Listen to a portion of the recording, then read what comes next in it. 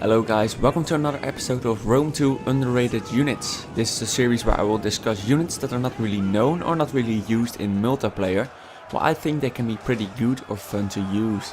It's been a while since the latest episode, and this is because of the various Rome 2 and Attila news, but now it's time to get back into it. A funny side note is that both of the units I discussed in previous videos, the Illyrian Turreal Spears and Iberian Swordsmen, have suffered a price increase in their latest patch, and that's a nice indication for me that they really were underrated. So today we're taking a look at another unit fielded by the Ardiaei, the Illyrian Hoplites, or Illyrian Hoplites. I've never seen anyone bring this unit against me, but in this video I will try to explain you why I recommend bringing them yourself. The Illyrian Hoplites is a very heavy spear infantry unit, coming at a price of 640 talents, which is 10 talents less than regular hoplites. As always, we'll start off with a quick look at the stats of the unit. The Illyrian Hoplites has an average attack stats for a hoplite unit, just a little bit less than a normal hoplite. They also field an average bonus versus large of 15. Health and morale is also average for the price and the same as a normal hoplite. The main and key difference between a normal hoplite and the Illyrian Hoplite is in two stats, the melee defense and the armor department. The Illyrian Hoplite doesn't have a good melee defense rating, only having 49 compared to 56 for normal hoplites. You would say this makes them a lot weaker in melee engagements. However, they have 105 armor, which is a huge amount. To compare, only units like picked hoplites or royal Spartans field this much armor. A normal hoplite only has 75 armor, so that means that the Illyrian Hoplite has 40 armor more. This makes them extremely good as just tanking on the battlefield.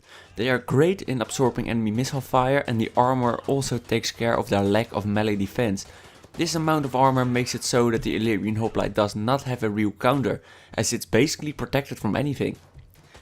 Looking at the stats, I would say that Illyrian Hoplite is a great investment for your army. Having so much armor for a cheap price of 640 talents really is a great benefit on the field. But there's more that makes this unit underrated. It also has and lacks various key abilities, and we'll take a look at those right now. Their main weakness in abilities is their lack of formation attack. A hoplite unit really benefits from this ability because it increases their holding power, their pinning power.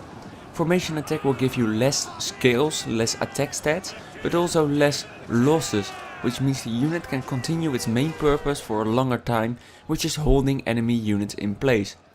I do believe that their 105 armor makes up for this though. There's more that grants this unit great holding power. They are also able to form a hoplite wall, which is a great defensive formation, granting them a huge boost to their bracing, melee defense and shield strength. Illyrian Hoplites in a hoplite war are very tough and will take minutes to defeat. This gives them a great way to pin your enemies.